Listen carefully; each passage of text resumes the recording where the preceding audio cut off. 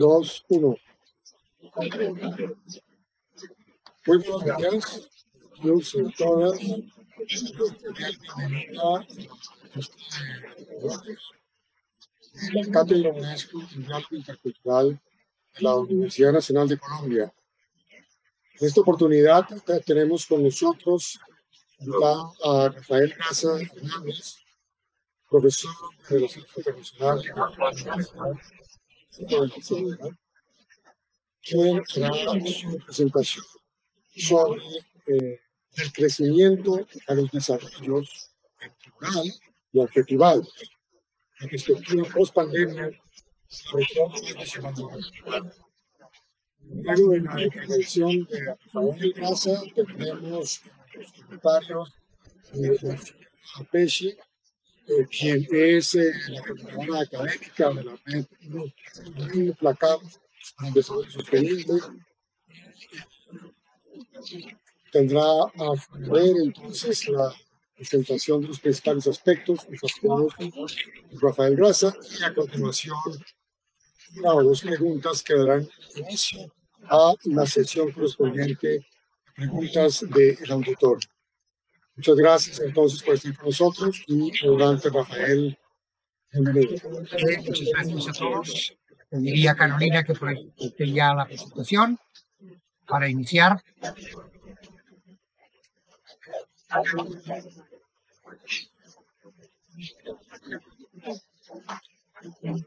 Bien, gracias a todos y todas y en particular gracias a la Cátedra UNESCO de Diálogo Intercultural de la Nacional, a Jorge, a Carolina y por supuesto a Lucía y a todos los que estáis escuchando por esta oportunidad de compartir con vosotros.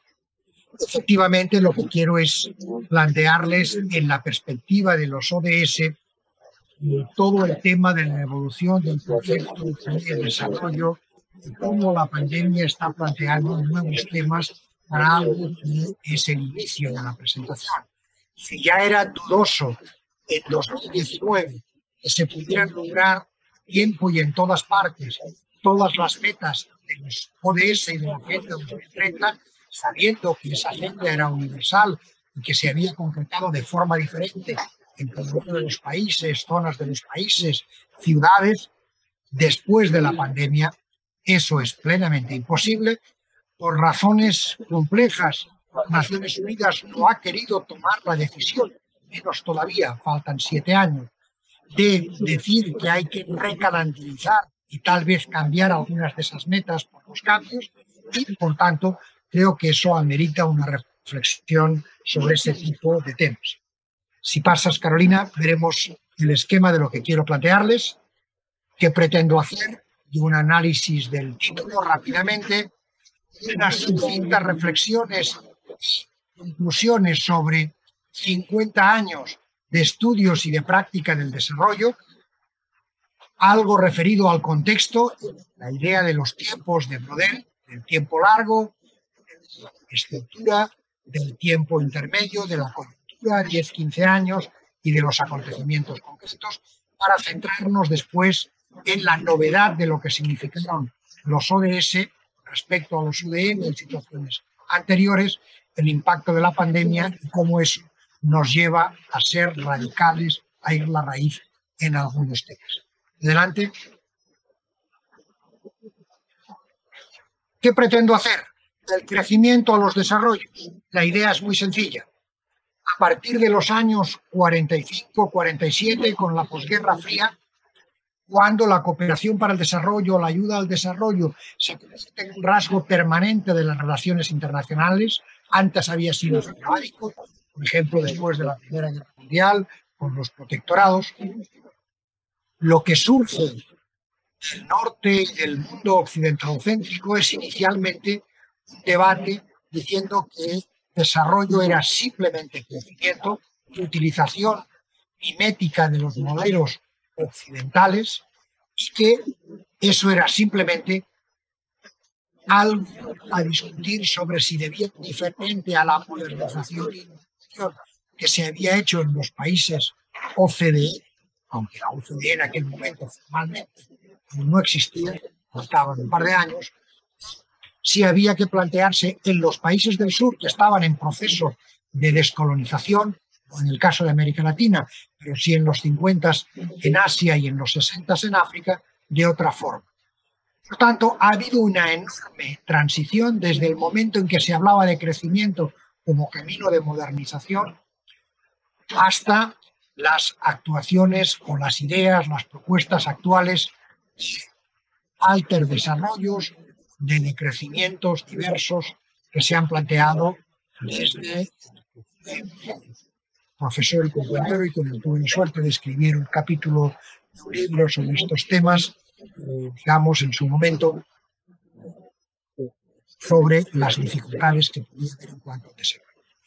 Por hoy ya no hablamos de desarrollo en singular, sino en plural. Hay modelos diversos, caminos diferentes y además, algo importante para una cátedra como la que está cogiendo esta conferencia, el factor cultural cuenta y mucho. Hay modelos diferentes de entender las cosas, de hacer las cosas, de hacer diagnóstico, pronóstico y terapia. Además, yo calculé que había hacia finales de los 90 unos 25, 30 adjetivos que se habían puesto a la palabra desarrollo históricamente. El adjetivo es un modificador que restringe el campo semántico del sustantivo. Humano, sustentable, algunos de los que tienen. A partir de ahí dejé de contar, pero seguramente debe haber más de 30 o 40 en este momento. Y obviamente el modelo fundamental que tenemos en cuenta es el desarrollo humano centrado en la persona, al que me referiré después, y también, por supuesto, el desarrollo sostenible o sustentable, según se quiera conocer eso y el que volverá a esto. Además de eso, como decía el título, hemos tenido que enfrentar diversas crisis. Estamos en una crisis civilizatoria o una crisis económica que aún no está plenamente superada, que se inicia en el 2007 con la crisis bancaria en Estados Unidos, que luego se generaliza en el 2008 y que a partir del 2013 y 2014 impacta fuertemente en países de América Latina. No antes, pero sí a partir de ese momento. De ahí se va a añadir crisis de materias primas, precio del petróleo y, por supuesto, a partir de marzo de 2020, la pandemia y su impacto social, económico y político. Todo eso situado en la región latinoamericana y caribeña, que ostenta los récords Guinness en el mundo. Es la región no más empobrecida, pero sí más desigual del planeta. Y lo es desde hace décadas. Y la pandemia no ha ayudado a mejorar esas cosas. Y además es también la región donde más violencia directa, en particular violencia directa urbana, se da, si lo medimos por algo como homicidios por cada uno de 100.000 visitantes. Por tanto, mi objetivo es plantear eso y ver la necesidad de reabordar en el 2023 la Agenda 2030 y los instrumentos de implementación nacionales y subnacionales y regionales, en el caso latinoamericano.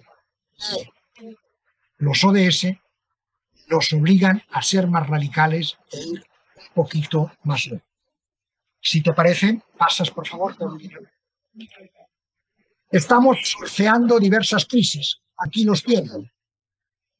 Pongamos primero y segundo. Teníamos ya un colapso de biodiversidad importante, eso que se ha llamado en el contexto del antropoceno la sexta extinción masiva de especies, el cambio climático cada vez más claro, absolutamente inapelable desde el punto de vista científico, al igual que estamos experimentando sus consecuencias, que son a la vez consecuencias parecidas en todas partes con la frecuencia presente de fenómenos climáticos extremos, tanto grandes inundaciones como sequías, que están afectando al niño, a la niña y a muchos otros elementos globales.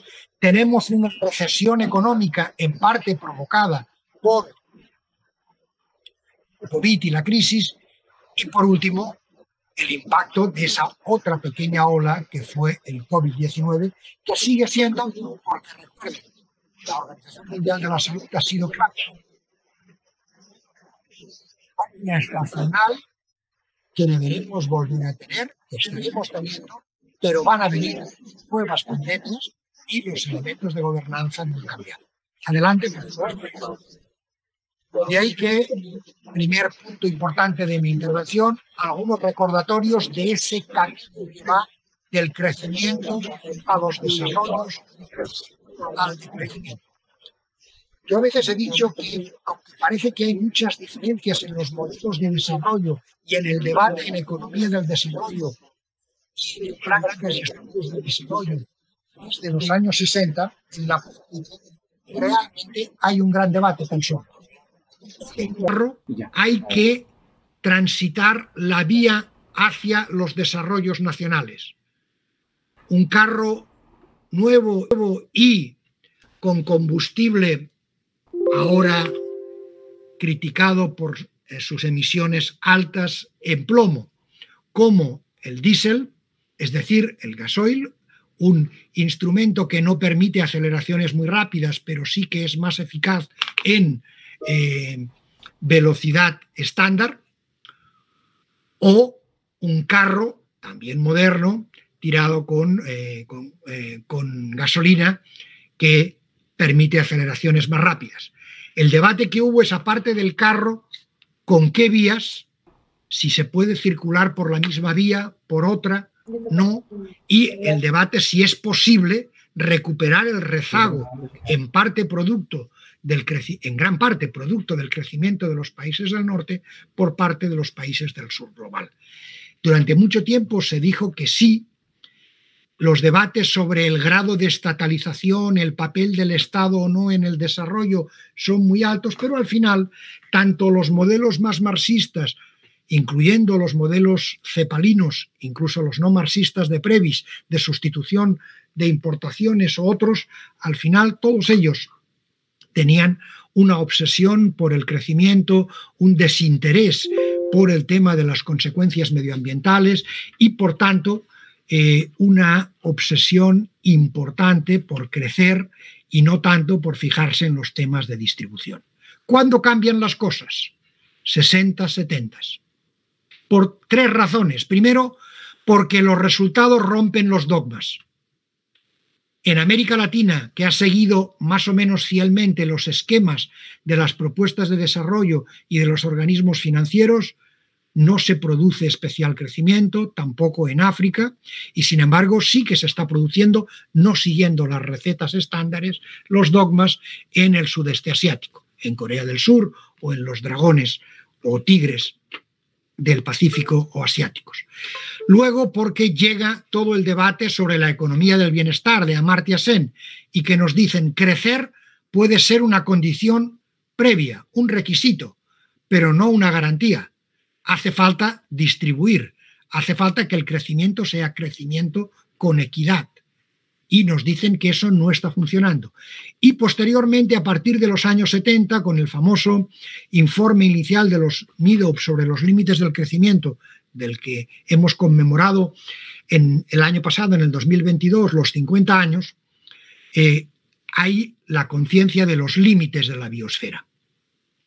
Es decir, no es posible llegar con el mismo carro y solo con diferencias de combustible y por la misma vía al lugar de destino.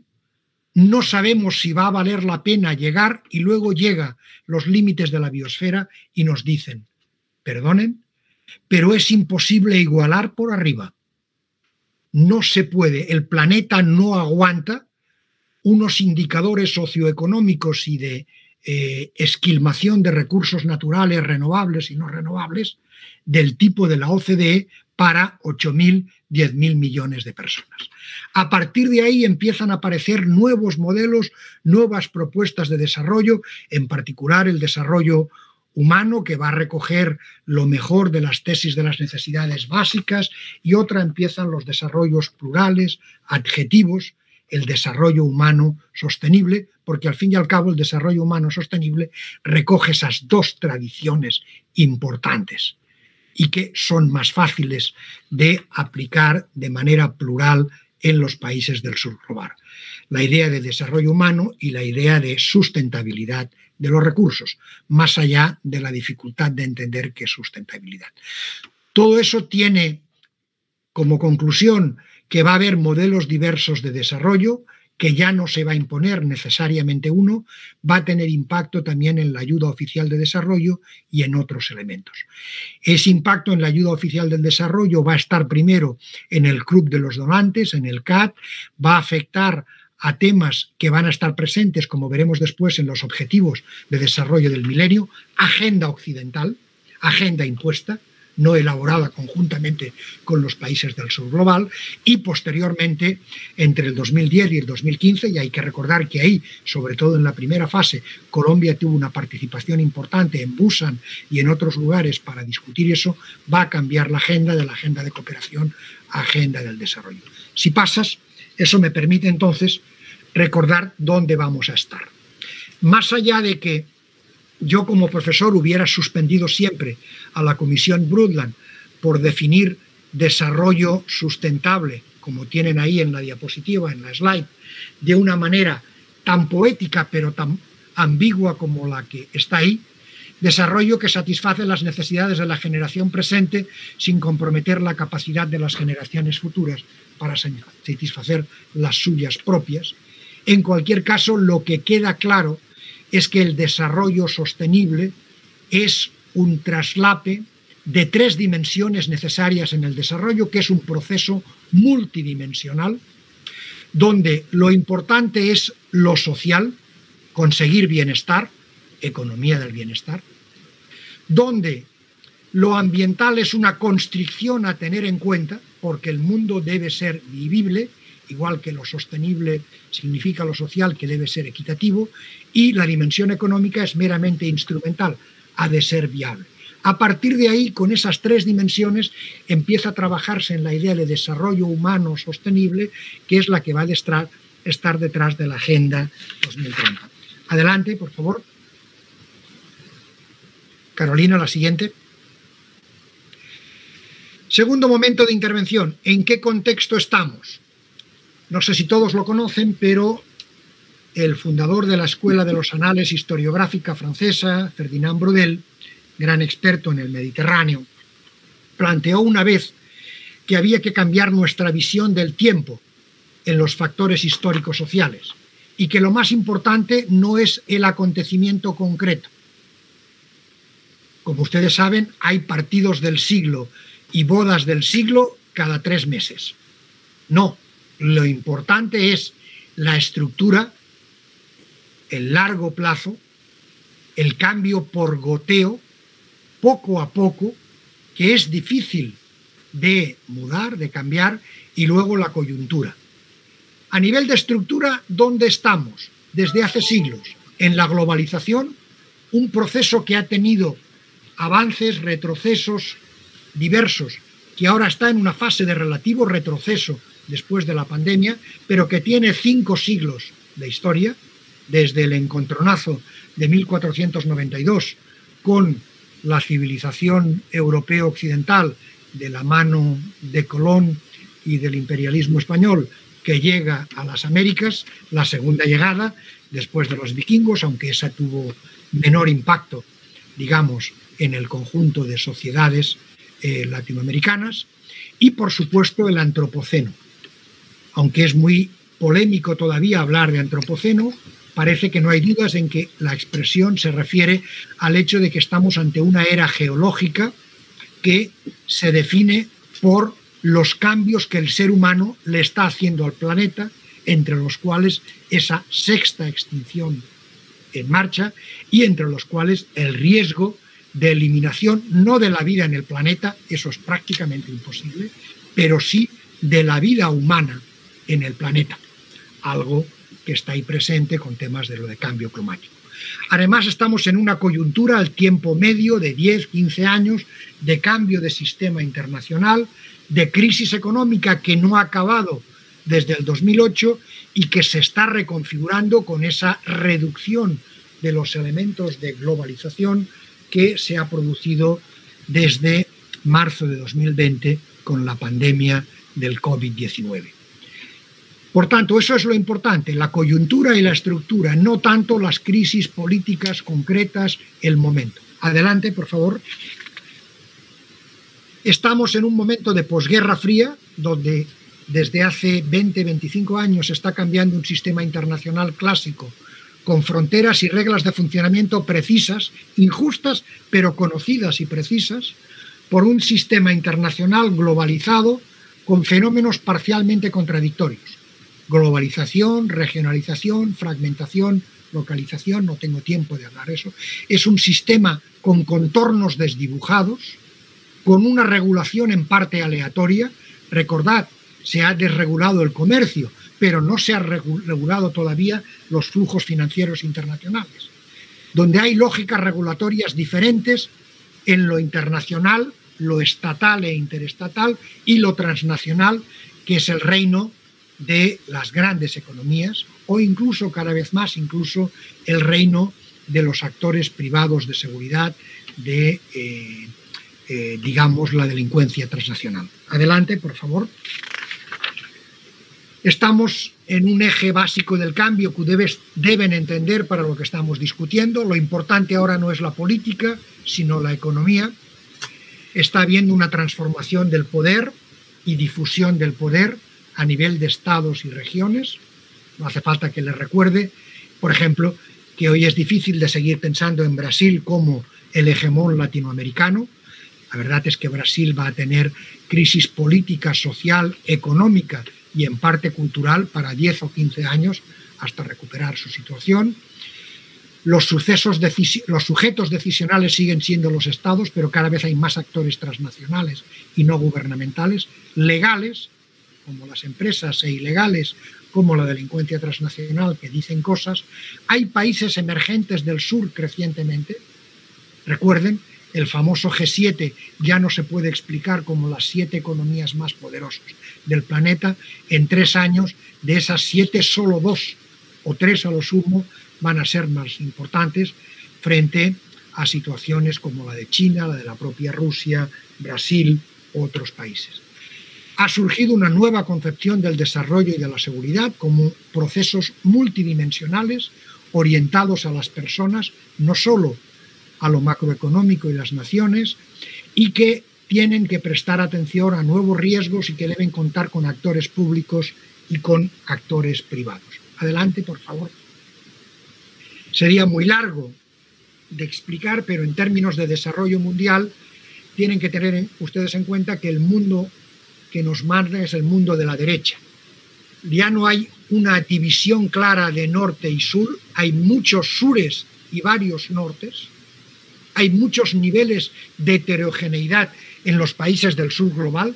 Eso dificulta su capacidad de actuar como actor unitario, porque van desde países con menos de $1.000 de renta per cápita a países con 7.000, 8.000, 9.000 dólares. Hay un creciente proceso de multipolaridad en el mundo que antes había sido un mundo bipolar parcialmente descolonizado. Es un mundo donde sigue habiendo interdependencia fuerte entre los estados y entre los actores transnacionales, pero sobre todo quiero señalar 2 cosas importantes. Uno, antes las personas pobres estaban situadas sobre todo en países empobrecidos y en zonas rurales. Hoy no. La mayor parte de la población pobre está situada en zonas urbanas y en países de renta media baja hasta renta media alta. Eso está cambiando la lógica de los mecanismos de desarrollo o de otras cuestiones. Solo hace falta que piensen ustedes en las grandes ciudades latinoamericanas para ver las enormes bolsas de pobreza que la pandemia no ha hecho más que incrementar, porque se ha llevado por delante todos los avances en reducción de pobreza absoluta y relativa de los últimos 10 años en la región latinoamericana. Antes se insistía en que el crecimiento económico era el driver, la solución, el factor motriz para el cambio. Hoy ya no está claro que eso funcione desde esa perspectiva, y los factores de desarrollo y de crecimiento hay que establecerlos en un contexto de fuertes restricciones medioambientales a causa de la sostenibilidad. Adelante, por favor. Lo podríamos recoger con estas 2 ideas que les digo aquí. El mundo antes de 1990-2000 era un mundo basado en 2 principios discutibles, polémicos, por injustos, pero que funcionaban. El principio de diferencia, desde esa manera se decía que el sur global era una realidad específica diferente de la del mundo OCDE, y el principio de la convergencia. Cada vez más, aunque muy lentamente, había una convergencia dentro del norte y parcialmente entre el norte y el sur. Hoy, la heterogeneidad es la ley. Los países están distribuidos en torno a una escala de niveles de desarrollo muy variada, muy amplia. Y la convergencia no es posible a corto y medio plazo. Con los intensidades de convergencia actuales, que el sur global atrapara al norte global hoy significan 100 años. Y eso es inviable. El planeta no puede permitirse 100 años de deriva desde esta perspectiva. Por tanto, los temas han cambiado fuertemente. Adelante. Eso es en parte lo que tienen ahí recogido, pero adelante para no alargarme más, por favor. Resumen de todo ello antes de pasar al siguiente punto de mi intervención. La desigualdad es el problema principal y universal del mundo. Y perdonen que esté usando diapositivas en inglés, pero normalmente estos cursos los doy en inglés y no me dio tiempo a traducirlas todas. Digamos, en este caso he intentado aprovechar algunas. Por tanto, el gran tema del momento es la lucha contra la desigualdad. Hay desigualdad global, planetaria, mundial, y la pandemia la ha incrementado. Hay desigualdad dentro de los países, dentro de las ciudades, dentro de los departamentos, dentro de las comunidades incluso, y también hay desigualdad entre el norte y el sur. Ese es el tema. La agenda es una agenda de desigualdad. Y la crisis del 2008, la pandemia y el impacto del cambio climático con los cambios que ya estamos viendo van a reforzar esta tendencia a la desigualdad mundial entre norte y sur, entre regiones y subregiones y dentro de cada país, de cada ciudad, de cada comunidad. Adelante. Así las cosas, entonces, ¿qué significa la Agenda 2030 que se establece entre 2012, 2010 y 2015, sustituyendo a la Agenda de los Objetivos del Milenio y los Objetivos de Desarrollo del 2030? Vamos a ver que hay cambios importantes. Adelante, por favor. En primer lugar, hay una crítica fuerte de muchos autores. Aquí cito dos que me son particularmente queridos, pero podía haber otros, a los objetivos del milenio. Los objetivos del milenio fueron planteados como una agenda universal para todos los países y todas las personas, pero no eran eso. En realidad reflejaban las prioridades de los países OCDE, del mundo más rico, de los actores más poderosos, y básicamente prescribir agenda, metas, las 17 ahí presentes, perdón, las 8 ahí presentes, a los actores del sur. Pero realmente no había compromisos reales de los países del norte con respecto a eso, que como prueba que al final los objetivos del milenio en el 2015 no se resolvieron totalmente. Los cambios que se van a producir entre 2010 y 2015, cuando se va a fijar la Agenda 2030, son los que nos permiten entender la importancia de la crisis de sustentabilidad, la importancia de la crisis económica y otros elementos. Adelante, por favor. Efectivamente, ¿qué es lo que vemos? Cambian los paradigmas en la agenda de desarrollo. Primero pasamos de la agenda de la cooperación, agenda claramente occidentalocéntrica, impuesta del norte, Comité de Ayuda al Desarrollo de la OCDE, al sur, a una agenda de políticas de desarrollo. Y ya hemos visto que el desarrollo es plural, adjetivado y culturalmente, socialmente, históricamente marcado. Y por último, se pasa también de la coordinación de agendas a la coherencia de políticas. No puede lograrse el desarrollo si no hay coherencia horizontal entre políticas y temporal, vertical, a lo largo del tiempo, entre las políticas que afectan a las tres dimensiones claves del desarrollo sostenible. Lo social, el bienestar, que es el objetivo, la finalidad. Lo ambiental, que es la constricción a tener en cuenta porque tenemos un solo planeta y los recursos de la biosfera son limitados y no dan para igualar por arriba, y como no dan para igualar por arriba, una de dos: o perpetuamos la desigualdad o igualamos por abajo. Y si se iguala por abajo o por la mitad, algunos de los que tienen más pasarán a tener menos para que de los que tienen poco tengan más.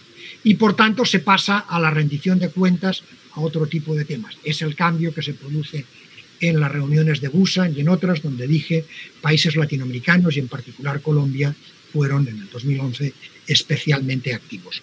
Adelante, por favor. Por tanto, a partir de Río+20, es decir, a partir del 2012, vamos a tener claro que lo medioambiental va a ser clave y fundamental, y vamos a tener principios diferentes: vincular desarrollo y medio ambiente de manera interdependiente, que la agenda 2030, la agenda que se va a imponer, sea una agenda transformacional y aspiracional, que sea universal, no una agenda del norte impuesta al sur y por tanto con diferencias posibles en cada país, que sea una agenda a construir sobre compromisos y para contribuir a compromisos adquiridos a nivel internacional, y que tenga metas simples, fáciles de comunicar, y un conjunto de indicadores, en el que tuve la suerte en algunas de las reuniones de trabajar en algún momento, que vayan a ser los mismos para todos los países. Adelante, por favor. ¿Qué es lo que marca la agenda de los ODS y de los 2030? En mi opinión, 5 rasgos. Es una agenda comprensiva, global, con un alcance sin precedentes hasta el momento. Es ambiciosa y con objetivos que van a durar incluso más de 15 años, incluso si no hubiera habido la pandemia. Es universal, implica a norte y sur, aunque permite pluralidad. Está basada en un proceso de participación y diálogo internacional que se dio entre el 2012 y el 2015, donde el protagonismo del CAT de la OCDE pasó a Naciones Unidas y, por tanto, a la mayoría de los países del sur global, que es la que se da en la Asamblea General. Tiene objetivos, metas, targets y instrumentos de apoyos que hay que considerar simultáneamente. Eso sí, en mi opinión, ya en 2015 tenía 4 limitaciones. Esto lo escribí para el seminario que di de análisis en el 2016 de lo que había sido la elaboración de la agenda, y sigo pensando esas 4 limitaciones que yo le veía ahí. Tal vez hay demasiados objetivos y demasiadas metas. Recuerden, 17 objetivos más una serie de metas importantes. Demasiados metas son tal vez demasiado vagas o aspiracionales. Podría hablar del caso de la que he trabajado más, la 16, la de la paz. Hay falta de una narrativa suficientemente convincente y, el principal limitación, no se aprobó en paralelo un compromiso financiero suficientemente importante para poner en marcha eso, y desde luego compromiso financiero únicamente nacional, muchos de los países del sur global no pueden cumplir con esa agenda. Adelante, por favor. Pero recuerden, esos 17 objetivos de desarrollo sostenible, las 169 metas con cronología concreta y los 247 indicadores que luego han de traducirse a nivel nacional, departamental y municipal, si se quiere, tienen un objetivo básico: no dejar a nadie atrás. Un objetivo que, desgraciadamente, como veremos, la pandemia ha puesto en cuestión. Adelante, por favor.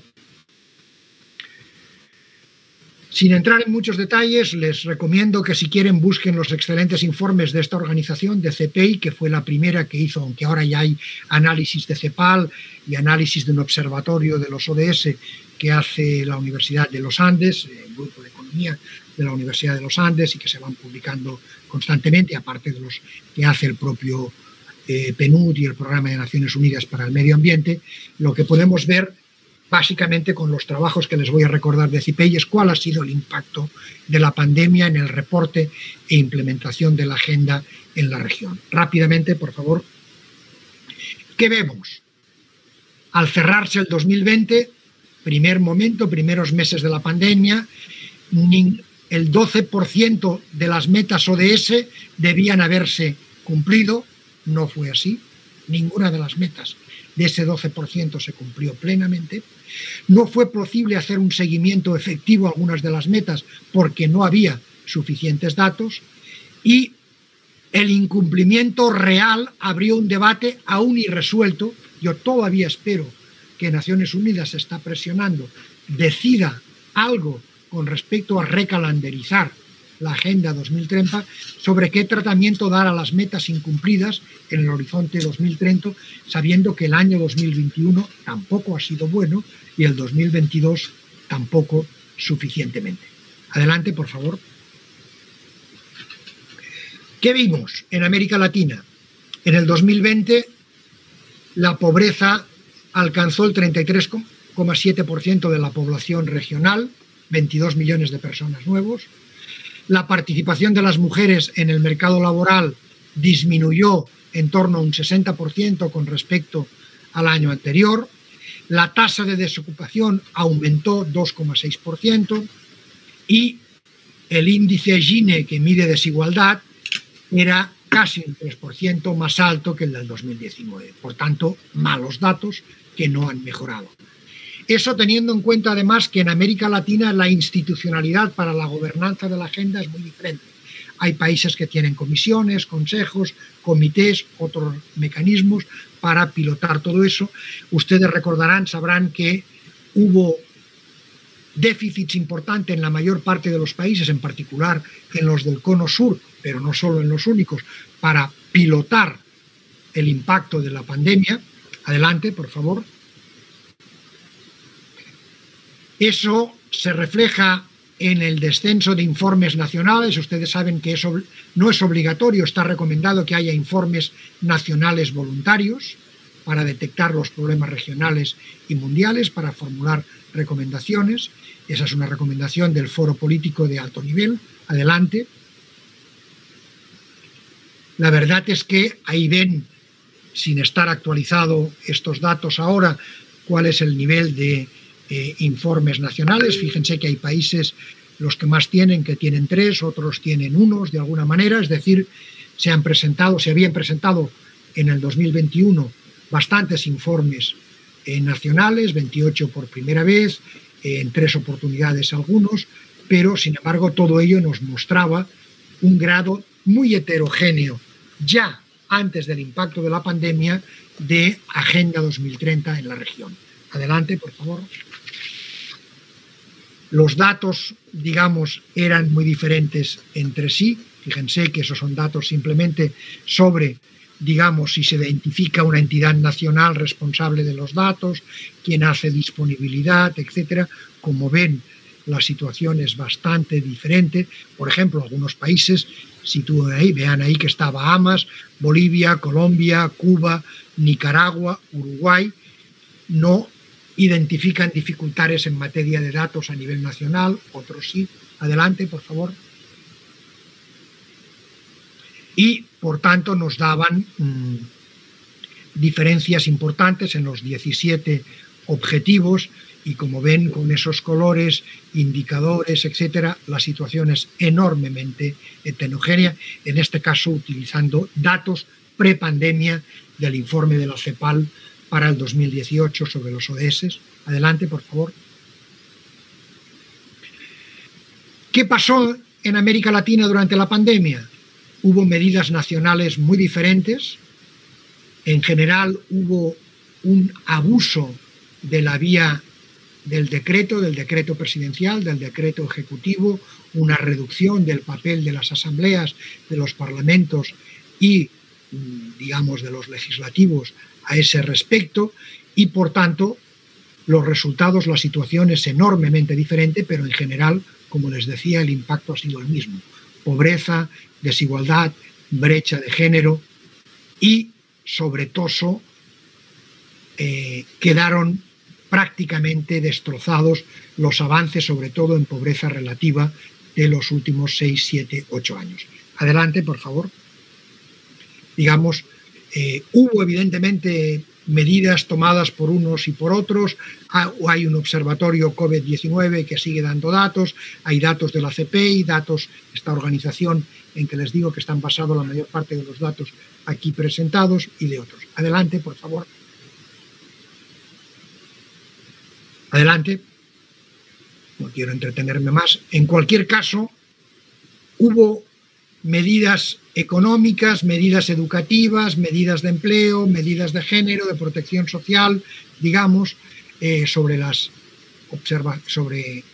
la pandemia, sobre los ODS, pero eso no ha cambiado el resultado general que les he presentado antes. Adelante, por favor, vamos a ir ya acabando con eso. Esta es la metodología que se utilizó. Adelante, por favor. No voy a extender más tiempo en eso. Entonces, ahí tenemos, digamos, por ejemplo, en casos como la educación, lo que se intentó medir y el impacto que tuvo, por ejemplo, la suspensión de las clases, la provisión de instrumentos para desarrollar aprendizaje a distancia. Una de las cosas que, al menos en el mundo universitario y también en el mundo de la educación primaria y secundaria, funcionó. El mantenimiento o no de programas de alimentación escolar. Ahí ven que el impacto, la relación directa, positiva o no negativa en cada uno de los 17 ha sido muy diferente, pero ha habido un impacto. Es obvio que la falta de escolarización o la necesidad de utilizar la escolarización a distancia ha tenido un impacto fuerte en muchos elementos de los ODS y en particular en todo lo que tiene que ver con el objetivo 4 de educación. Adelante, por favor. Por tanto,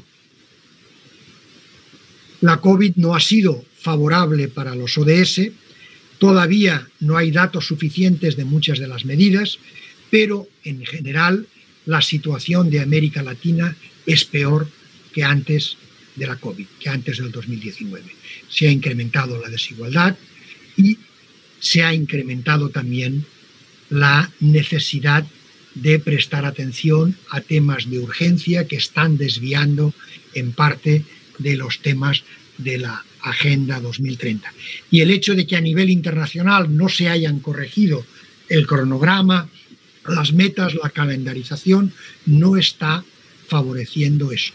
Probablemente en la presentación en las próximas semanas, 2 meses, de informes ya acabados sobre el 2023 y de previsiones, perdón, del 2022 y de previsiones sobre el 2023, nos van a presentar cambios, digamos, no especialmente halagüeños en eso. Adelante, por favor.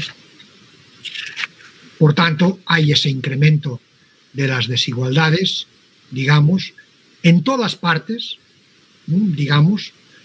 En países como México o Sudáfrica se calculaba que volver a los niveles de ingresos prepandemia iba a tardar de 3 a 5 años, por tanto, cambios serios a ese respecto.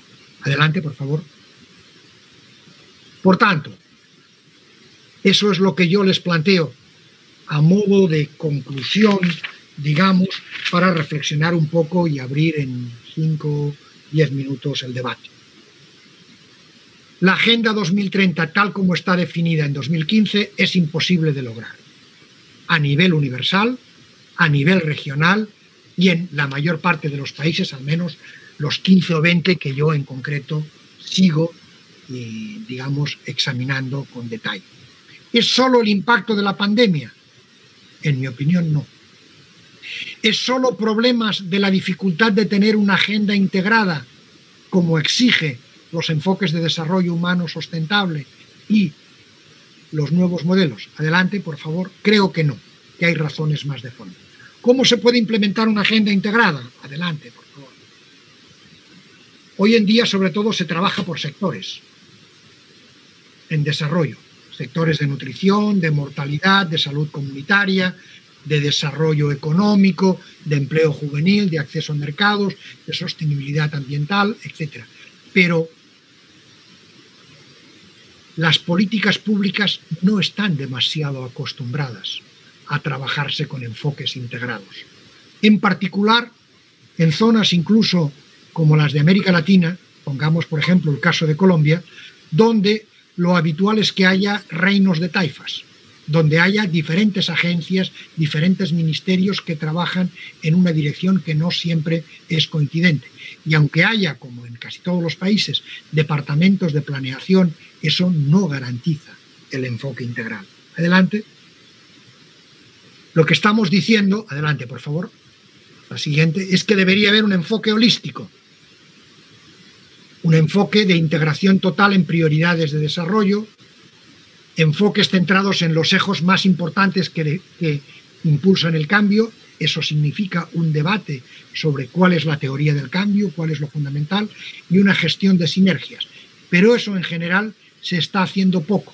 Y además la inestabilidad política coyuntural en el cono sur, piensen en Perú, piensen en Ecuador, o la polarización en países como Colombia, que lleva ya prácticamente una década presente, o más de una década, no favorecen ese enfoque holístico. Adelante. Un enfoque que debería establecer, por ejemplo, eso, trabajar objetivos de desarrollo sostenible, como por ejemplo, agua y energía para todos a través de renovables. Pero claro, eso implica trabajo en varios ministerios, en varias agencias estatales, energía fuera de la red en zonas remotas, gestión de recursos hídricos, por ejemplo, de cuencas, eficiencia en el uso del agua, rehabilitación de agua dulce, es decir, reciclado, reforma de incentivos derrochadores y no necesariamente mediante el precio del agua, porque eso en algunos casos ha generado auténticas injusticias, digamos, sobre todo con la gestión privatizadora del agua en muchos de los países del Cono Sur en los últimos 15 años. Adelante, por favor. Evidentemente hay mecanismos. Se habla de integración a través de la agrupación. Eso se puede hacer. Es interesante, pero exige políticas a más de 4 años y realmente con una gestión muy transversal. Por ejemplo, ahí pueden intentar establecer seguridad alimentaria a través de la agricultura sostenible, que es el ODS 2, pero ahí podemos agrupar comas como energía, que está en el 7, empleo decente, que está en el 8, protección de ecosistemas, que está en el 15, agua, que está en el 6, salud, que está en el 3, y pérdida y desperdicio de alimentos, que están en el 12. Hacer esto académicamente es relativamente sencillo. Hay muchos trabajos y excelentes. Y además, en América Latina hay muy buenos expertos y ya buenas propuestas sobre eso. El problema es quién le pone el cascabel al gato. El problema es cómo traducir eso a la agenda política y de implementación real en estados ineficientes que no llegan a todo el territorio, donde hay fórmulas de control político donde se trabaja con la vieja máxima latina de divide y vencerás, es decir, no poner todos los huevos en la misma canasta para evitar, digamos, tensiones, etc. Adelante, por favor. Eso lo podríamos ver claramente en el caso del cambio climático y la incapacidad de tomar decisiones eficientes para el cambio climático. Ustedes saben que el panel climático de expertos ha sido claro en un informe de hace menos de 2 meses, diciendo estamos prácticamente a punto de iniciar el punto de no retorno y sí que va a haber un incremento de más de 2 grados y, por tanto, la aclimatación a los problemas del cambio climático, que es fundamental porque lo que se está haciendo es comprar tiempo para que el exceso de gases de efecto invernadero lo recoja el gran sumidero, que son los mares y océanos, y luego la función clorofílica pueda convertir ese CO2 en oxígeno y, por tanto, para que la expulsión constante del CO2 desde la atmósfera y desde los mares y océanos pueda ser, digamos, abordable, transformable por la función clorofílica, lo cual implica obviamente buena salud de nuestros bosques. Adelante, por favor. En síntesis, lo que quiero plantearles como casi conclusión final es que debemos ser más radicales e ir a las raíces.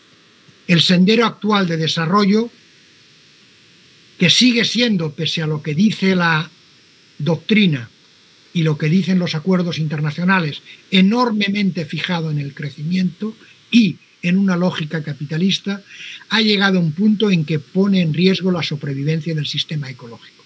Eso es lo que tienen en ese diagrama que está aquí, donde vemos cómo hay en la integridad de la biosfera problemas de diversidad geográfica, problemas con fósforo y nitrógeno, de acidificación del océano, aerosoles atmosféricos, reducción de la capa de ozono, aunque aquí es donde tenemos mejores noticias en los últimos 10 años, contaminaciones químicas, cambios del uso del suelo, problemas con el agua dulce y con el estrés hídrico. Por tanto, los mercados son incapaces de internalizar los costes ambientales, por lo que van reproduciendo endógenamente un patrón insostenible en términos medioambientales, ecológicos, de crecimiento.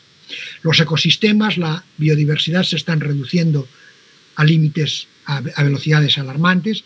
Hay, calculamos, más de 1 millón de especies en proceso de extinción. Esperemos que no acaben todas extintas. Eso es la 6ª gran extinción. Adelante. Y eso tiene que ver con eso que planteamos aquí, con el antropoceno, con que estamos en una era geológica que ya no se define por cambios geológicos, sino por cambios de una de las especies del planeta, nosotros, los seres humanos, que somos los que estamos cambiando desde la revolución industrial, desde 1850, 1860, fuertemente el planeta. ¿Hay posibilidades de cambiar eso? Sí, pero si tenemos en cuenta, introducimos esto en la agenda, no seguimos pensando en el cuento de la lechera, en pensar que todo va a ser factible. El cambio climático no se va a resolver solo porque haya tecnologías, aunque van a llegar, que absorban CO2. Eso puede ayudar, pero el cambio climático, los problemas de sostenibilidad exigen un cambio en nuestro modelo de vida, en nuestro modelo de desarrollo, en nuestros modelos de crecimiento y, por tanto, unos cambios en la política. El problema es que el ciclo político se renueva cada 4 o 6 años y en términos de desarrollo, para que haya impacto en cambios nuevos, necesitamos no menos de 10, 15 o 20 años adelante.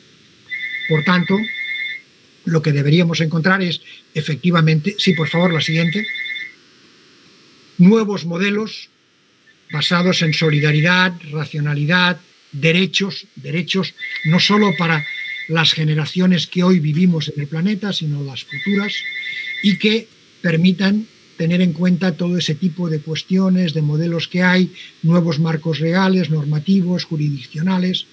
Pues, por ejemplo, seguir planteando con esa idea de atribuir derechos, por ejemplo, a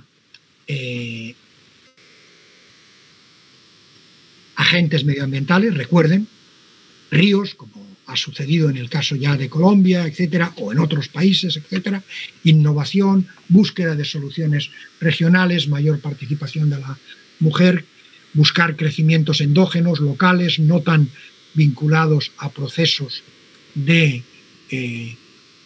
generan inseguridad, como inseguridad alimentaria internacionales, más tentación en la prevención que en otros casos, etcétera. Adelante, por favor, Carolina.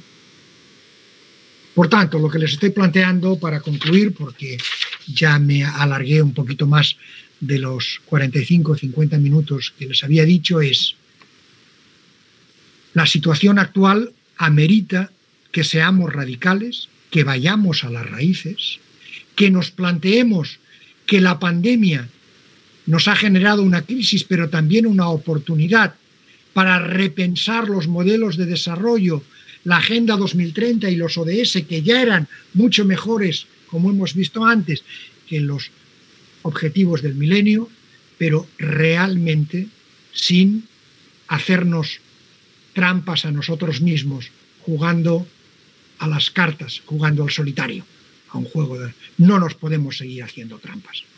Realmente el antropoceno exige cambios radicales y lo siento. La mala noticia es que, aunque hay desarrollos plurales adjetivados, seguimos teniendo en casi todas partes la idea absurda y que nos lleva al desastre de que el crecimiento es el camino. No, el crecimiento no es el camino.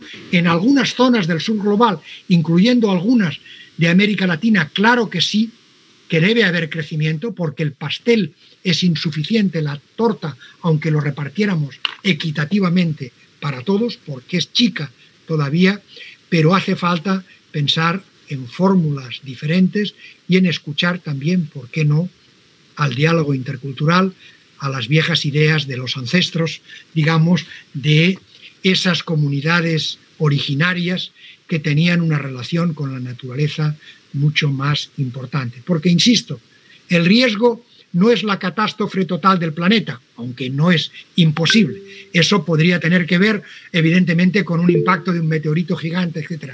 El riesgo es que sea inviable la vida digna o incluso la vida de la especie humana en unas cuantas generaciones. Gracias y quedo a su disposición. Gracias, profesor Rafael Grassa, por esa intervención y los aportes que ha elaborado para la Cátedra UNESCO de Diálogo Intercultural de la Universidad Nacional de Colombia.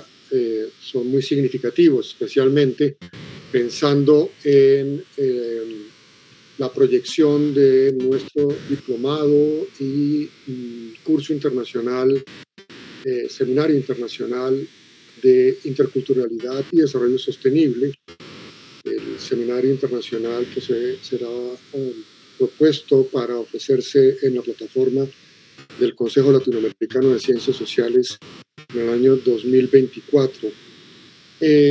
Continuando con nuestra agenda, entonces tenemos la intervención de nuestro comentarista, Lucía Pesci, y a continuación otras preguntas que queremos formularle a nuestro invitado. Adelante, Lucía. Gracias por tu participación. Bueno, gracias, Jorge. Espero que se me escucha bien. Por supuesto, gracias a Jorge, a Carolina y a la Cátedra de Diálogo Intercultural por esta invitación.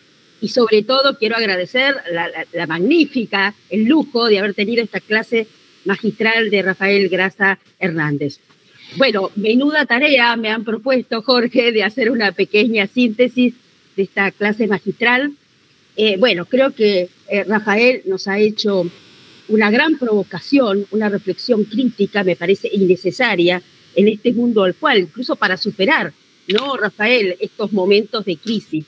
Creo que estos repasos históricos de los procesos que se han gestado desde la década del 70 hasta el presente son muy necesarios, ¿no?, de profundizar, de conocer, para también superar, siempre desde esta mirada crítica y reflexiva que nos propone Rafael Grassa.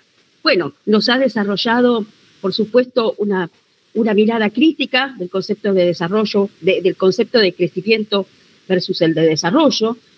Han empezado haciendo un relato del contexto, de las crisis en las que estamos inmersos, tanto aquella del COVID-19 como la recesión económica, el cambio climático y el colapso de la biodiversidad. Luego ha relatado el proceso del camino, ¿no?, como decía recién, del crecimiento al desarrollo y las propuestas de crecimiento que se han ido gestando. Por supuesto, nos ha introducido en ese relato fantástico, ¿no?, en todo este camino de las diferentes propuestas paradigmáticas, desde la década del 70 hasta la fecha, los nuevos modelos diversos, las nuevas propuestas de desarrollo, como el concepto de desarrollo urbano sostenible y la sustentabilidad de los recursos naturales, en este escenario de desarrollos plurales y adjetivados que justamente lleva el título este webinar. Bueno, por supuesto nos ha presentado el concepto de desarrollo sostenible, ha desarrollado el contexto actual, el nuevo sistema internacional, y en ese escenario, ¿no?, cómo llegamos a un tiempo de cambio donde ya no existe un norte y un sur, ¿no?, sino varios sures, varios nortes, marcando fundamentalmente algunos conceptos que para mí fueron claves, como que caracterizan al escenario actual, como el de la heterogeneidad, la multipolaridad, la interdependencia y la pobreza en las periferias urbanas. Luego ha planteado, por supuesto, que las desigualdades y la inequidad, quizás la lucha contra esos factores, son el mayor desafío al que nos encontramos, y para eso pasa en la parte 4 de su presentación a presentarnos una crítica a los objetivos del milenio y también una reflexión crítica de los alcances de la Agenda 2030. Pasa, por supuesto, también desde esta mirada histórica del proceso a una reflexión sobre lo que ha sucedido, los cambios acaecidos en Río +20, ¿no? La necesidad, ¿no?, de una agenda universal, de construir compromisos, metas, ¿no?, diferentes. Nos desarrolla un poco su mirada sobre la Agenda 2030, pero llega al final para profundizar sobre los impactos fundamentalmente de la pandemia del COVID-19 y hacer una mirada crítica sobre los alcances o no de esta Agenda 2030 en un mundo caracterizado por la pobreza, la desigualdad y las brechas de género. Para llegar a algunas conclusiones, que quiero decirte, Rafael, que concuerdo plenamente con tus conclusiones. El aumento de las desigualdades claramente es uno de nuestros mayores desafíos, y en ese escenario también coincido en una Agenda 2030 imposible de lograr, como vos decís, ¿no? Una escala que ha ido cambiando, y la necesidad de promover una agenda integrada, holística, transversal, transdisciplinaria, la gestión de las sinergias como uno de los mayores desafíos, ser más radicales como una propuesta, y la necesidad también de pensar en, por supuesto, estrategias de intervención a corto, mediano y largo plazo. Y nuevos modelos, que con esto ha cerrado Rafael, ¿no? La necesidad de pensar en nuevos modelos centrados en la solidaridad, la racionalidad y los derechos. Bueno, fue un gran desafío, Rafael, porque has hecho una presentación magistral. Espero haberla sintetizado como corresponde para nuestro público. Y en ese escenario, justamente, has terminado un poco planteando el concepto de antropoceno. Te adelantaste algunas de las preguntas que yo tenía planteadas. Si te parece, si estás de acuerdo, te hago las dos preguntas y las respondes en el orden que tú quieras. ¿Qué vendrá? ¿No? ¿Qué vendrá después del antropoceno? Si es que viene algo, ¿qué imaginás vos, no? Y dos preguntas en realidad más. Una, si el surgimiento de nuevos enfoques basados en derechos humanos y derechos de tercera generación, el reconocimiento de los pueblos originarios y los procesos como construcción de los estados plurinacionales, ¿cómo dialogan estos procesos con la profundización del capitalismo global? Si son indicios o no de un cambio de época. Y luego me interesaría también tu opinión del concepto de urbicidio, que se está manejando bastante en América Latina. Bueno, por supuesto, muchísimas gracias por esa clase magistral y por compartir esta pantalla contigo.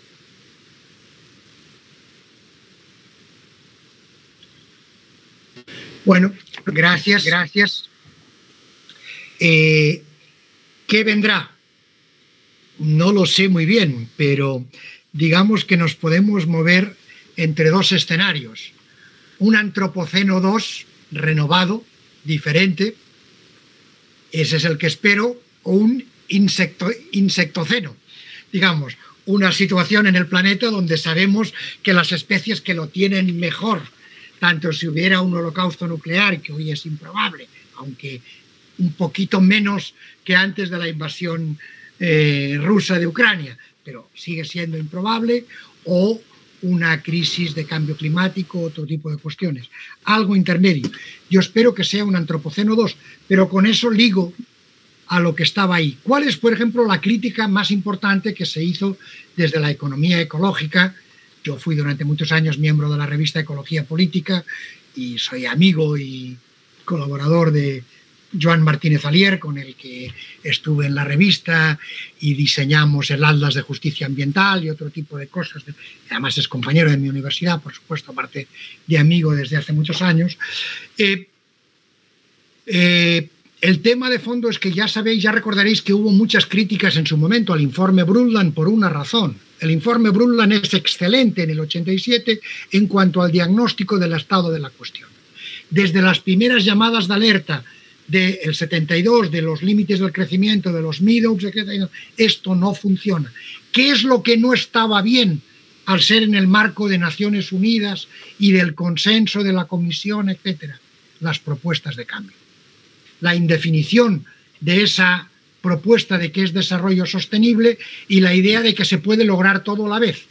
Eso es lo mismo que criticó, por ejemplo, la CEPAL en la etapa de Previs, todavía la no marxista, a las propuestas de desarrollo del norte, diciendo, miren, con carros diferentes, combustible diferente y vías diferentes, lo siento, si circulamos con las mismas condiciones, no vamos a atraparlos. Porque el mal crecimiento y el crecimiento del norte está en parte en las causas del subdesarrollo o de la falta de crecimiento del sur global. Ahora, ¿qué hay que decir con eso con claridad? Lo siento, la lógica capitalista plena no funciona y hay que decirlo con claridad. Y eso no quiere decir volver a problemas, comunismos, no, quiere decir que no, que es imposible. Con la idea del beneficio a corto plazo estamos matándonos constantemente y si realmente nos creemos el cambio climático, no basta con pedir que las empresas tengan responsabilidad corporativa, no basta con pedirles que ayuden y que sean conscientes de la huella ecológica que generan, de los problemas, sino que debemos serlo todos. Evidentemente, como personas individuales podemos ser agentes de cambio y debemos cambiar nuestra conducta, pero la suma de cambio de conductas individuales de 8.000 millones no da en corto plazo, a medio plazo. Hay que hacer cambios más radicales y eso exige necesidad. Ahí, como tú decías, el sistema de Estados-nación, de falta de procesos de integración claros. Pues, por ejemplo, la Unión Europea, donde yo estoy, trabajo, soy europeísta convencido, etcétera. Pero, a ver, seguimos hablando de transición energética para el 2030. Eso es cuento absoluto. No están las condiciones. Ni siquiera están las condiciones materiales. Hoy por hoy, no hay ni siquiera garantía de litio, y eso es importante para América Latina. Ustedes saben que las principales reservas de litio están en 3 países, Bolivia, Argentina y Chile, digamos, etcétera. Pero, sin embargo, ya en este momento el litio no es tan fácil de extraer ni de convertir. Sigue sin haber un buen entendimiento entre esos 3 países sobre cómo generar una especie, si permiten, de cártel o de mecanismo para ese litio que es imprescindible. Aunque los chinos han hecho llegar, yo creo que es en parte una diversión, la idea de que están trabajando en baterías de sodio, el sodio es mucho más fácil de conseguir que el litio, digamos, etcétera, eso hoy por hoy es una fantasía, digamos. Entonces, sin litio no hay transición energética, no hay coches eléctricos, no hay posibilidades.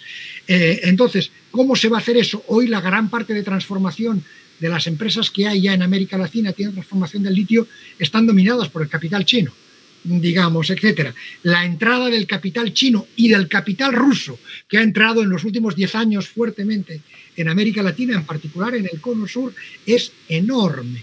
Entonces, hay que ver cómo hacemos eso, porque eso no va a ser la solución. China, aunque por fin ha dicho que va a decrecer, sigue teniendo una economía absolutamente carbonizada, digamos, etcétera. No está en la dimensión del hidrógeno. Entonces, eso hay que decirlo con claridad. Si no tomamos eso en cuenta, si no hacemos caso de los únicos que han tenido cierta sensibilidad para eso y para cambiar, nuestros jóvenes, empezando por la denostada Greta Thunberg y otros, etcétera, diciendo, hay una emergencia climática, dejen de hablar, dejen de aprobar temas que no funcionan y pongámonos a la tarea, eso es importante. ¿Qué estoy diciendo con eso? Incluso para los países con agendas supuestamente de izquierdas en América Latina. Más allá de que soy de los que yo creo que fue un mal análisis decir que había habido 5 presidentes de izquierdas y que estaba habiendo una oleada de izquierdas en América Latina. Yo amplío siempre la mirada, el zoom, y cuando me decían, digo, miren, de los 12 procesos de cambio de presidente que ha habido en América Latina, 5 son cambios de polo.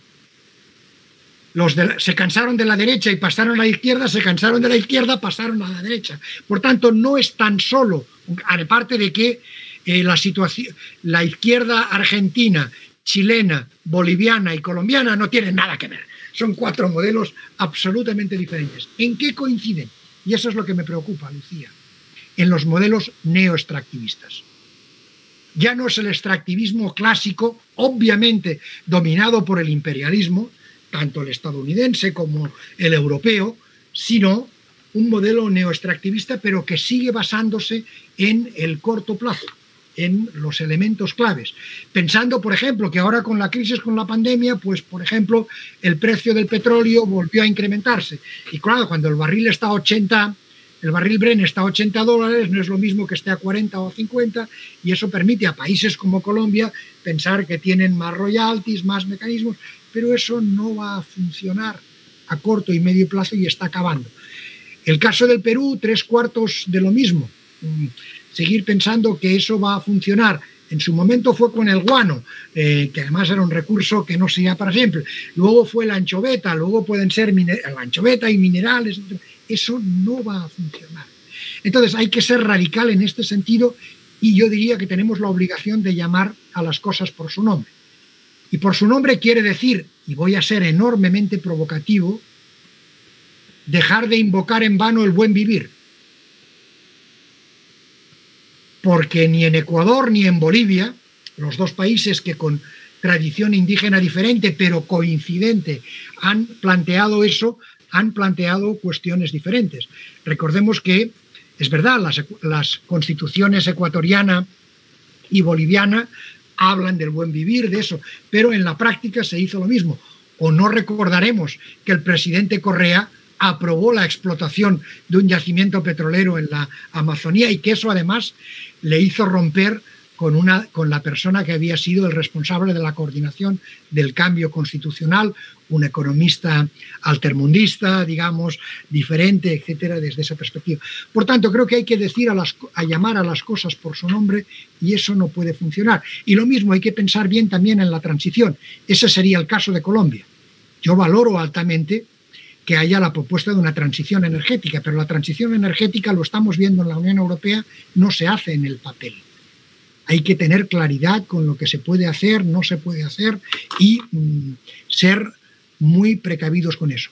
En suma, a los académicos, a los think tank, a Claxo, que ya ha sido tradicionalmente con una buena visión emancipatoria, a los centros y fundaciones nos toca decir las cosas por su nombre. Yo diría que eso va contra la tradición latinoamericana, pero hay que hablar clarito y cortito. Excelente respuesta, gracias Rafael. Bueno, ahí veo que está sumándose Jorge para compartir las preguntas del resto de los participantes, ¿no? Sí, en efecto. Entonces, ya tenemos una pregunta y mientras esperamos otros interrogantes, invitamos a que escriban, por favor, a través del chat intervenciones. Quisiera justamente retomar, recoger el guante de la provocación que ha oferido Rafael Grassa respecto a el buen vivir y en particular ubicarlo en el contexto colombiano, si me permite la audiencia, en la medida en que Rafael Grassa es un buen conocedor de la situación colombiana, incluso actualizado. ¿Qué tan actualizado? Pues no lo puedo saber, pero sí actualizado. Y lo digo porque me voy a referir en particular a la reciente aprobación del Plan Nacional de Desarrollo. De desarrollo, sí, lo conozco bien. 2022-2026 del actual gobierno. Como sabrá el auditorio, pero brevemente lo señalo, se trata del primer gobierno de izquierda democrática en Colombia, en toda su historia republicana. Y ha planteado una agenda de cambios, de transformaciones, liderados, por supuesto, por el Plan Nacional de Desarrollo, en el que se establecen 3 principios básicos. Primero de ellos, el ordenamiento territorial alrededor del agua y tomando como epicentro las personas que habitan el territorio, por supuesto. El segundo, la transformación de la matriz productiva para avanzar en energías limpias. Y el tercer elemento, la sostenibilidad, que en este caso debe estar acompañada de la equidad y la inclusión. Como se puede observar, pues es una matriz maravillosa desde el punto de vista conceptual, y sin embargo tenemos un elemento muy particular, y es que quien dirige el Plan Nacional de Desarrollo, la Dirección Nacional de Planeación, la cabeza de esta, ha expresado de una manera argumentativa las reservas que tiene respecto a la diversidad cultural. Y resulta que cuando uno lee el texto del Plan Nacional de Desarrollo aprobado, efectivamente hay un reconocimiento pleno de la diversidad cultural en Colombia, tanto de comunidades étnicas como de comunidades rurales, de campesinos. Entonces uno se pregunta, y es un interrogante que queda abierto para los próximos años, ¿cómo se va a llevar a cabo la ejecución de un Plan Nacional de Desarrollo que es incluyente reconociendo la diversidad cultural?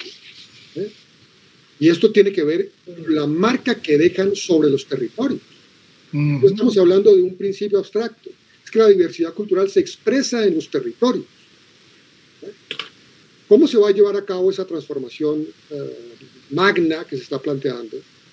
Con una dirección del Departamento Nacional de Planeación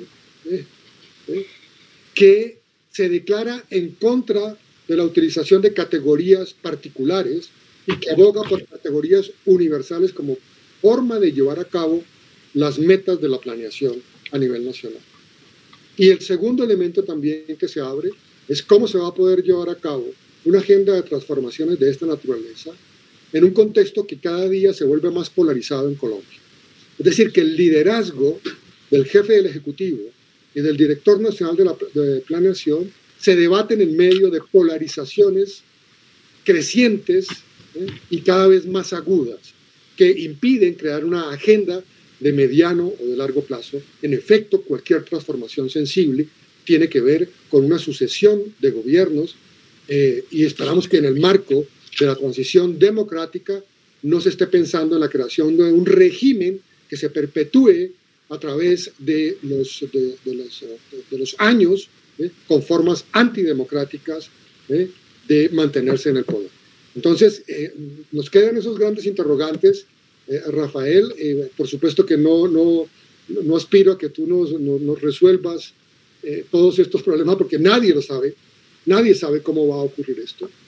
Simplemente lo dejamos planteado porque claro, lo valioso que es el Plan Nacional de Desarrollo y la forma como se construyó a través de congresos, de seminarios participativos en las regiones, ¿sí? Nos abre un profundo reto para desarrollar que, a mi juicio, implica un cambio cultural fuerte, empezando por los mismos líderes y lideresas del gobierno nacional y de los sectores de la sociedad civil. Perfecto, yo creo que planteas varios temas importantes muy rápidamente. Coincido contigo, conozco bien el Plan Nacional de Desarrollo, participé en varios elementos de debate, sobre todo de un tema diferente, porque ha sido en el que he trabajado mucho, sobre paz total. Ahí me hicieron escribir y cosas, etcétera. Aunque la verdad es que tampoco estoy muy convencido de que tuvieran claro qué querían, etcétera. Es verdad que es un plan de desarrollo de matriz diferente, con enfoque diferente. Como tú dices, esos 3 principios son claros, nada que objetar, digamos. Leí yo también esas declaraciones del director de planeación y te voy a contar en ese sentido 3 cosas. Primero, los departamentos de planeación en todas partes siguen teniendo básicamente demasiada dependencia de economistas y visiones del desarrollo clásicas. Un poco el mainstream ha incorporado el desarrollo humano sostenible, pero en la práctica, como os decía, en todas partes sigue imperando el crecimiento. Cuando con el momento Santos empezó a plantearse cómo introducir en el plan de desarrollo que acabó en el 2022 el tema del acuerdo de paz, contrataron a una antropóloga, buena amiga mía, para introducir eso. Y me pidió ayuda porque su problema era que no le paraban bola para nada a los economistas y tecnócratas, una antropóloga que había hecho temas de paz, etcétera, discutiendo eso. Una de las situaciones que dijimos, digo, no te preocupes, voy a dar un seminario y como yo vengo de la lógica matemática y por tanto las matemáticas no me son ajenas, aunque he cambiado a otras cuestiones, no te preocupes que empezaremos, luego lo haremos cualitativo, pero saldré al pizarrón y haré unas cuantas formulitas para que vean que si van por ahí, a mí hacer regresiones me es trivial, es una cosa que hago constantemente, etcétera, que no tengo ningún problema en el instrumental matemático. Es verdad, la planeación teniendo eso. Segundo, en toda América Latina el tema del desarrollo sigue estando globalmente muy centrado en el crecimiento, en la desigualdad, en cierto victimismo. Yo siempre insisto y he trabajado mucho en África, mucho en América Latina, y en África, con 60 años de independencia, no hay ni la mitad de victimismo que hay en América Latina con 200. Es decir, casi todo siempre es culpa del colonialismo y del vecino del norte. Hombre, el colonialismo ha dejado legados perversos, terribles, porque hubo desde genocidios intencionales a otros, los que tuvieron que ver con virus que no eran intencionales, digamos, etcétera, pero con impactos demográficos terribles sobre la población y con explotación, pero el imperio del norte de Estados Unidos ha sido terrible en muchos casos, pero alguna cosa tendrán que ver las élites locales en lo que sigue pasando durante 200 años y en la desigualdad y en lo que se ha reproducido. Tercero, tú lo has dicho, el racismo y la incapacidad de aceptar el pluralismo cultural es enorme en la región y sigue siendo importante. Y cuarto, para mí es clave todavía el centralismo. Incluso en países supuestamente descentralizados, como la Constitución del 91, como Colombia, la verdad es que el centralismo bogotano sigue siendo total, enorme desde esa perspectiva, y no reconocer diálogos de saberes, mecanismos diversos. Ahí vuestra cátedra tiene mucha tarea que hacer, mucho elemento convencer, digamos, desde esa perspectiva, porque efectivamente, sin permitir que haya soluciones diferentes, pensando en conceptos universales, como decías, eso va a ser difícil. Por tanto, hay que ver qué podemos hacer con respecto a eso y, en última instancia, recordar que descentralizar significa permitir toma de decisiones sobre estrategias, toma de decisiones sobre uso de recursos y toma de decisiones sobre funcionarios a los territorios. Sin eso, eso es inviable, y recordemos, mecanismos como los que se establecen o como el tema de la incapacidad de pensar en mecanismos de desarrollo no funcionan. Por ejemplo, esa obligatoriedad de alinear los planes de desarrollo departamentales y los planes de desarrollo municipales de las alcaldías al plan de desarrollo nacional tiene sentido en lógica de coherencia, pero no sigue esa lógica de establecer que hay soluciones únicas si no las hay. Estoy de acuerdo contigo, esa idea de verdad, de descentralizar, de pluralidad, de diálogo de saberes es algo que hemos de tener en cuenta y que efectivamente no se tuvo. Por eso decía, yo no tengo nada en contra de los conceptos de buen vivir, son excelentes. Lo que digo es que simplemente poniéndolos con buen lenguaje en la Constitución y luego no aplicándolos, no avanzamos mucho, digamos, etc. Eso es lo que hay que hacer. El buen vivir no es solo palabras, sino una manera determinada de analizar los problemas y de recordar, y con eso acabo, lo que decimos en matemáticas, ya que lo he llevado ahí. Cuando haya una solución a un problema, hay más de una. Es falso que solo haya una solución a un problema. Y todavía más falso lo que a menudo hacen los políticos, decir que solo hay una solución y además es la mía. Cómpremela, que esta es la que va a funcionar. Muchas gracias. Tenemos ya un par de preguntas. La primera de Alejandro Jiménez, que dice: a lo largo de los años se han constatado los graves problemas asociados a las teorías del consumo y desarrollo. ¿Cómo podemos lograr que teorías como la del decrecimiento sean incluidas en las agendas públicas y sean bien recibidas por la opinión pública? Primero, explicándolas bien. Y eso incluye volver a decir que el decrecimiento es clave, pero no en todas partes. Mi maestro, al que me refería antes, Ignasi Sachs, con el que tuve ocasión de escribir un texto sobre modelos de desarrollo, etc. Sachs era de origen polaco, formado en Francia y prácticamente brasileño de adopción, porque pasaba 6 meses haciendo desarrollo rural al año en Brasil.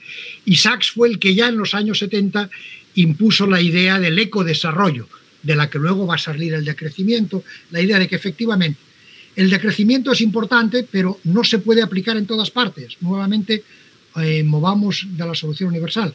Recuerdo en un congreso en Cuenca, el primero que se hacía sobre desarrollo en Ecuador, al que vino a participar el presidente Correa, y en aquel momento él había sido profesor de Historia y de Economía del Desarrollo, y con él y con otros suyos tuve ocasión de discutir diciendo: ¿pero por qué me compran ustedes el decrecimiento?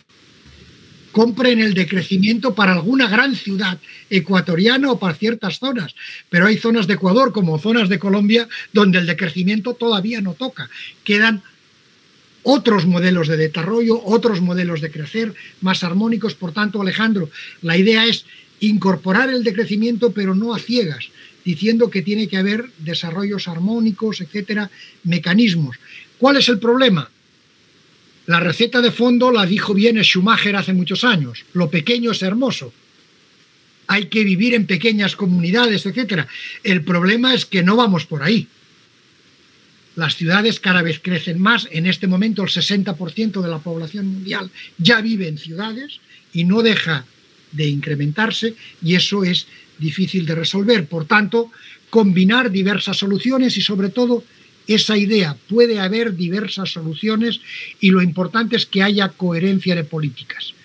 Y tan importante como la coherencia de políticas horizontal entre diferentes políticas es la coherencia de políticas vertical, temporal. En términos de desarrollo, menos de 15 años no es nada.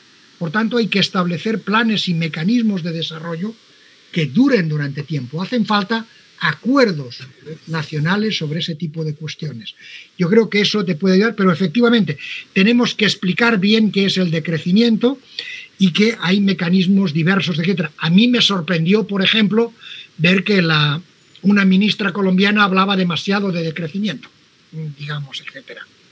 Y no voy a entrar en más debate de eso porque nunca hablo de temas que pueden tener dimensión política en un país que no es el mío, digamos, solo académico. Pero ¿hay espacio para el decrecimiento en Colombia? Sí. Por supuesto, la Gran Bogotá lo tiene, y otros, etcétera, y la visión general. Pero hay que recordar que el 30% del PIB colombiano sigue siendo básicamente rural. Y ahí hay otros mecanismos, otras cuestiones a plantear de tipo diferente. Lo que a veces me sorprende es que también la idea del crecimiento rápido está entrando, corrígeme si me equivoco, Jorge, en comunidades originarias y en comunidades afrodescendientes, que sin embargo, sobre todo las originarias, las afrodescendientes son diferentes. En el caso de Chocó ves claramente la diferencia entre las comunidades originarias y afrodescendientes, como han planteado temas como la pesca, digamos, etcétera, en ciertas zonas, digamos, de diferencia. No sé si eso te responde, pero sí hay que introducirlo, hay que explicarlo, pero hay que explicar que soluciones mágicas no hay ninguna. La única solución mágica es participación, diálogo, respeto, pluralidad. Si no fuera porque ya no son los tiempos, aquel mensaje de la revolución maoísta de que florezcan 100 flores, digamos, de que haya muchos modelos y que haya debate entre modelos, diálogos de saberes y confrontación entre saberes. En cuanto acertado tu respuesta, relacionada con el decrecimiento y la necesidad de explicarlo muy bien y sobre todo de manera aplicada a la circunstancia en que se pretende utilizar. En el caso colombiano, en realidad fue muy desatinado y muy desafortunada la propuesta de la señora ministra de Minas y Energía en un foro... Bueno, yo no quería decir su nombre, pero obviamente todos los colombianos lo entendieron. En un foro especializado, porque además lo planteó desde el punto de vista de geoestratégico de relaciones internacionales. Exacto. Y lo que planteó fue la necesidad de que los países desarrollados decrecieran. Es decir, estaba proponiendo una agenda multilateral en la que los países en vías de desarrollo le pedían a los países desarrollados que decrecieran. Y más desafortunado todavía, el apoyo de la presidencia de la República de Colombia, donde increpó a los periodistas y a los críticos, ¿sí?, de que no conocían la teoría del decrecimiento. Entonces, que estudiaran a Serge Latouche, porque era su guía, era su orientación, y que en pocas palabras les dijo: ustedes son unos ignorantes, infórmense. Entonces, efectivamente, eso no es explicar, eso no es la dimensión educativa del gobernante, esto es la polarización creciente. Entonces, tenemos una última pregunta de Carolina Liscano y le cedo la palabra para que la formule directamente. Adelante, Carolina.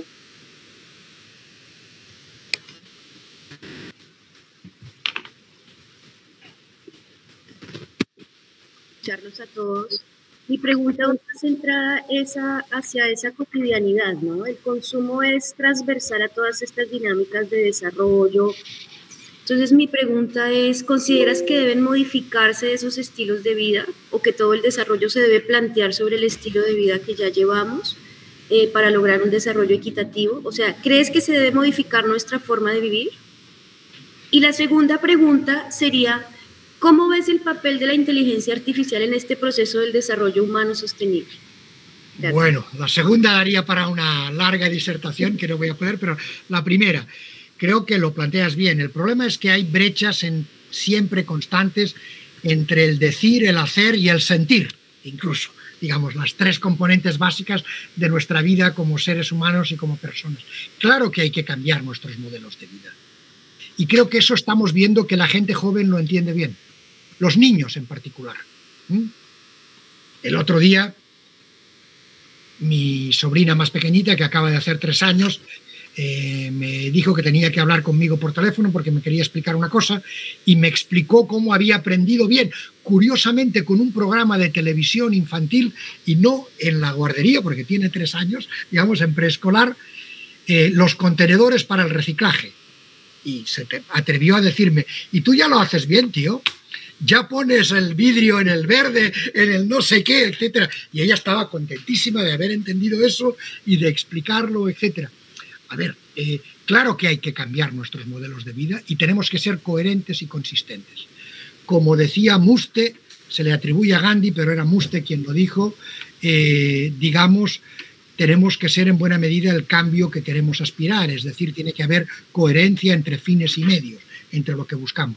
Lo único que yo digo es que los cambios individuales solos no bastan. Si no hubiera tal urgencia climática, etcétera, podríamos esperar a la suma de cambios de 8.000 millones de personas. Pero tal como están las cosas y tal como está de acelerado el antropoceno, no hay tiempo para eso. Tenemos que combinar el cambio del modelo de vida, del consumo, la coherencia, con efectivamente otros cambios.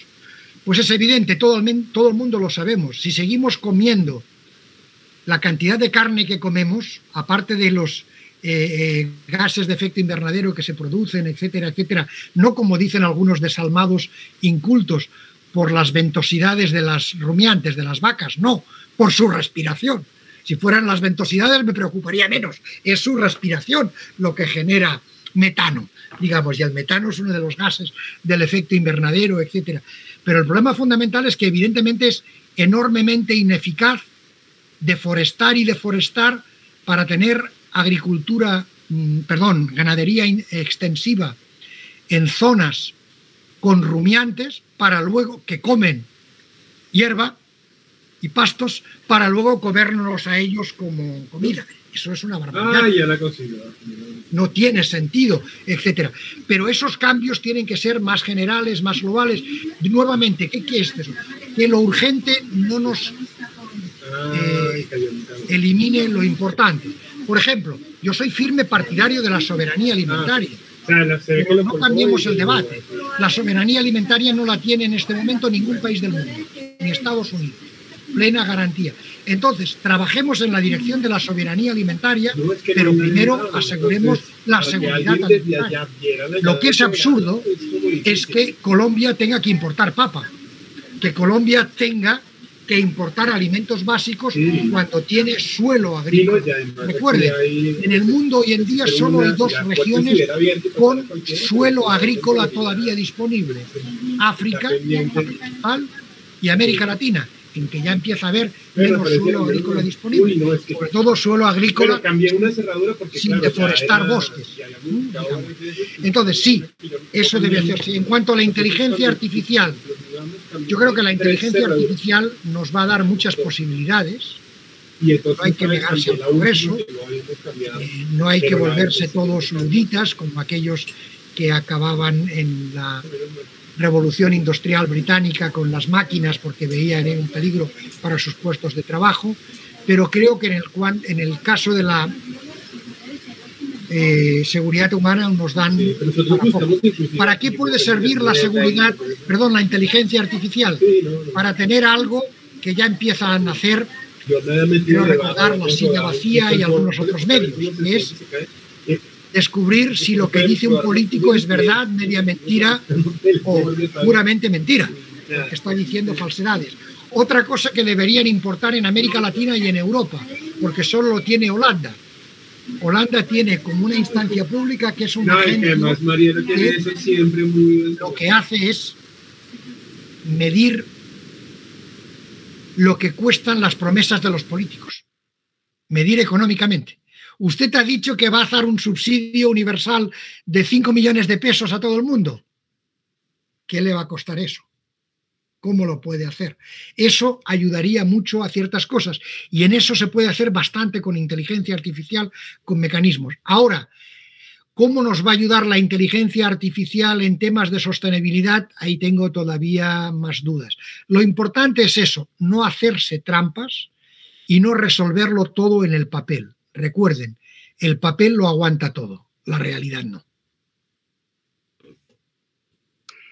Para la Cátedra UNESCO Diálogo Intercultural de la Universidad Nacional de Colombia ha sido un gusto contar con la presencia de Rafael Grasa Hernández, profesor de la Universidad Autónoma de Barcelona como expositor, y a Lucía Pesci de la red de Unit Win del Desarrollo Sostenible de la Universidad de La Plata como comentarista, y a todos ustedes por su presencia en este webinario que esperamos sea el inicio de una cooperación académica con Rafael Grasa, con Lucía ya la tenemos, que nos aporte beneficios mutuos.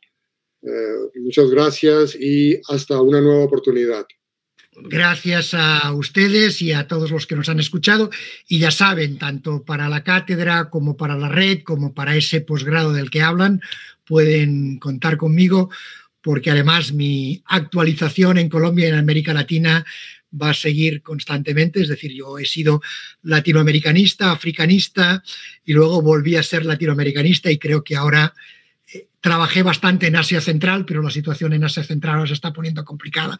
Creo que ya a mi edad me voy a quedar más en América Latina, que es una tierra que me fascina, aunque también he de reconocerles que a veces me irrita por ese victimismo exagerado de creer que la culpa siempre está fuera de la región y no en sus élites, en nuestras élites, porque me considero casi colombiano ya después de 12 años.